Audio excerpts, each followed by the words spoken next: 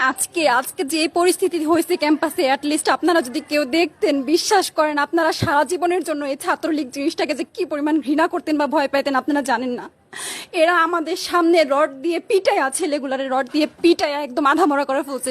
তারা এসে আমাদের পেছনে লুকাইছে, আমাদের বোরকার পেছনে, আমাদের ওড়নার পেছনে লুকায় বলে, আপু আমাদের একটু লুকায় রাখেন, আমাদের ওরা মাইরা ফেলবে, আমাদের বাঁচান আপু বাঁচান। আমরা তাদের ওড়না দিয়ে বোরকা দিয়ে লুকায় রাখছি, সেইখান থেকে আমাদের ধাক্কা দিয়ে ফেলে দিয়ে তাদের বের করে আবার মাথায় রড দিয়ে মারছে।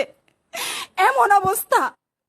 এবং তারা আমাদের ক্যাম্পাসের পরিচিত মুখ, আমরা চিনি তাদের, তারা এই অবস্থা করছে, রাস্তায় একদম শোয়াই ফেলছে। আমাদের হলের মেয়েদের বুকে বড় বড় যে আসতো ইট, এই ইটগুলো বুকে ফেঁকে দিছে, মানে একদম পুরো বুকে লাগছে, এরকম জামা কাপড় ছিঁড়ে ফেলছে, এত বাজে অবস্থা। অথচ আমার ব্যাচমেট, আমরা যাদের সাথে ক্লাস করি, একসাথে বসি, আমি তাদের একটা কথা বলতে দেখি না এগুলো নিয়ে, একটা কথা না। এবং তাদের নিউজ ফিডে গেলে দেখবেন তারা এখন এগুলাই সাপোর্ট করে যাইতেছে। কিচ্ছু বলার নাই। আমি আমি কেমনে যাই এই মানুষগুলোর সাথে, এত বছর ক্লাস করছি, বা আমি আরো 6টা মাস কিভাবে ক্লাস করবো আমি জানি না, আমি সত্যিই জানি না।